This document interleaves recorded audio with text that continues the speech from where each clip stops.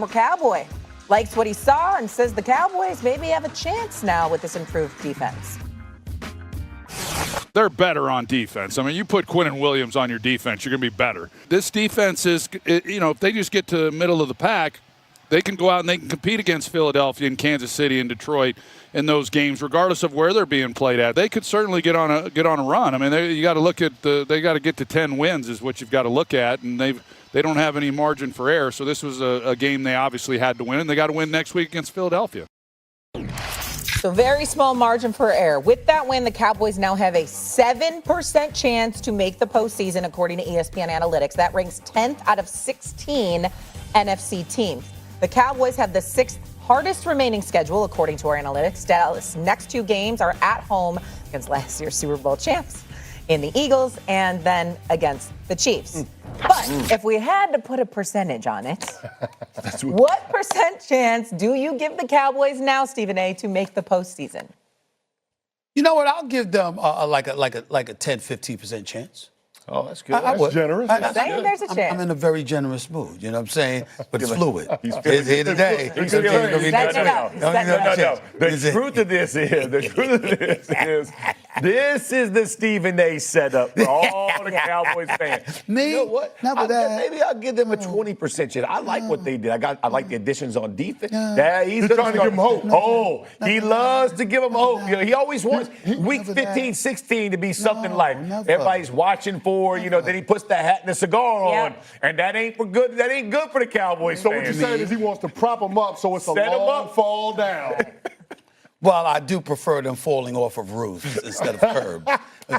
I will admit that. But listen. To me, it comes down. I'm just looking at their schedule here, right? You got to buy. Listen, you just beat the Raiders, okay?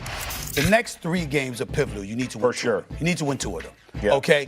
And then, 2 of the 3 are at home, which is huge. And by the way, you need to beat Minnesota and the Chargers on your home turf thereafter. Yep. So you're talking about, I'm basically saying the only way I give the Cowboys a shot is if they win 4 of the next 5 games. Now, can they do it? I think it's highly unlikely that you're going to win 2 of the next 3, Philly, Kansas City, Detroit.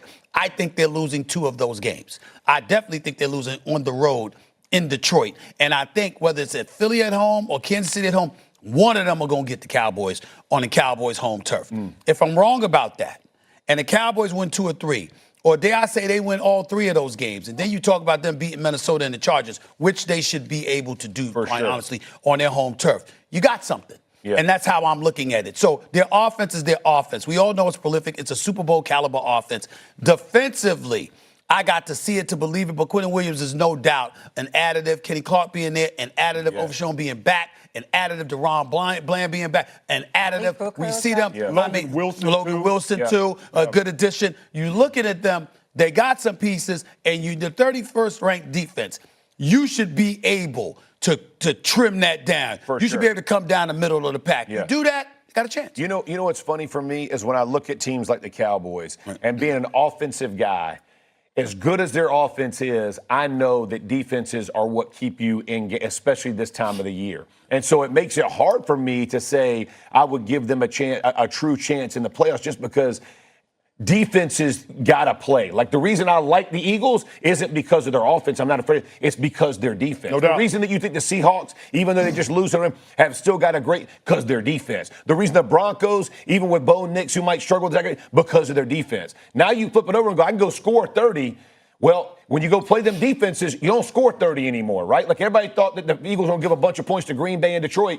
They don't. Like at some point, your defense has got to be the calling card, and that's where I think for the Cowboys, it's hard for me to give them more than I gave them 0 a few weeks ago with the trades. I might give them a 5-10% chance just if they get hot, right? Because their offense can't score, but their defense has got to get significantly better for me to really buy. Yeah, I give them 0% chance of being able to get to the playoffs. They're not getting to the playoffs this year, but it ain't about this year, though, Joe. I agree with that. And I guess that's the point, right? Because you listed the next 3 opponents. You got the Eagles and the Chiefs at home on Turkey Day, and then you got the Detroit Lions. I want to see the Dallas Cowboys develop a style of play that allows them to be competitive against them people. Because guess what? They ain't going nowhere. Those teams going to be around. Right. And so if the Cowboys want to get to where they want to go with their $60 million a year quarterback, they're going to have to form an identity, create a foundation that allows you to compete against those teams. Yes. And what I saw last night against the Raiders gives me a little bit of hope for the future for the Dallas Cowboys. Because in the words of my good friend Mel Kiper, if you can't block them, you can't beat them. Amen. Well, guess what? The Dallas Cowboys up front now, they can block them and they can beat blocks. Amen. And that makes you so much tougher to beat. So if they can continue on that trend on the defensive side of the ball, then all of a sudden, Micah Parsons being traded from Jerry's world, from the Dallas Cowboys, ends up retroactively being the right decision for these Dallas Cowboys in terms of how they're built. I could be wrong because I don't have all the schedules in front of me, but I will say this. The reason why I think they got a chance is because of the games that they could win. Could they get to 10 wins? Right. Okay? So you're asking yourself that question. That's basically winning 6 of your last 8 games. Right. So we got that out the way. Now, you did lose to Carolina. That's going to hold against you, and they got an edge on you. You did lose to Chicago. That's going to count against you. Right. Doesn't look as bad as it did earlier in the season. That's true. Right. What I'm saying, however, is that all of those teams have to beat up on one another in pursuit of their own division supremacy as well. The West, the North, they all got to play each other. Yeah, and you need them to really, you need somebody, so you need somebody's San Fran to stumble, you need Seattle to stumble. But somebody's going to. San Francisco ain't going to stumble. But I know that, but what I'm saying is somebody's going to stumble because they're playing each other. That's right. Somebody got to And because they're playing each other, you're going to see teams falling off. Agreed. And that's what I'm thinking. That's where the 10% comes from. I just can't believe I heard you say that Jerry Jones made the right decision in trading Micah Parsons. He did. But the timing of it wasn't right. Okay. You don't want to do it on the eve of the season. But why did he make the right decision? But he made the right decision because guess what? The pieces and parts he's building. The piecing the parts that he's putting together, it actually fits together better.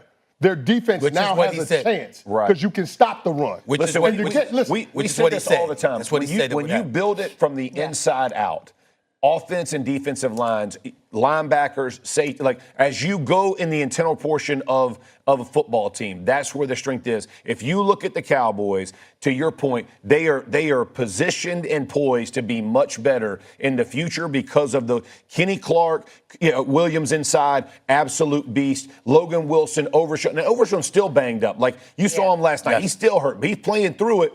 But when all that happens, and you looked at internal with Williams, the running back, and then you got Pickens and CeeDee Lamb and Ferguson, all of a sudden you look and go, man, we got a squad.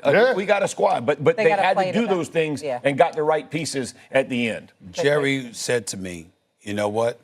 Watch the pieces. Look at the pieces we accumulate, Stephen. We think this is going to be better for us, for our future, et cetera, et cetera.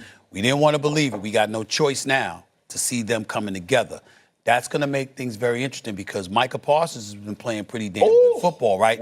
In games they've won. In games they've lost, not necessarily so. So now we're watching those storylines unfold as well because, again, they're in the same conference. And if Micah Parsons isn't as successful, but Jerry Jones and the Cowboys climb up in there, a lot of people are going to be looking at Jerry a little bit differently. Stephen, don't let the Cowboys finish with a better record than the Packers. Don't let the Cowboys finish with a better record than the Packers. You need to be saying that to Micah Parsons. Okay, all right. Not Stephen A. Okay, all right. I mean, Quinn Williams, case in point, he had 1 sack with the Jets all season, had 1.5 yesterday. It was a terror. He was on a mission last night. LeBron, back practicing with the Lakers, could possibly make his season debut tonight.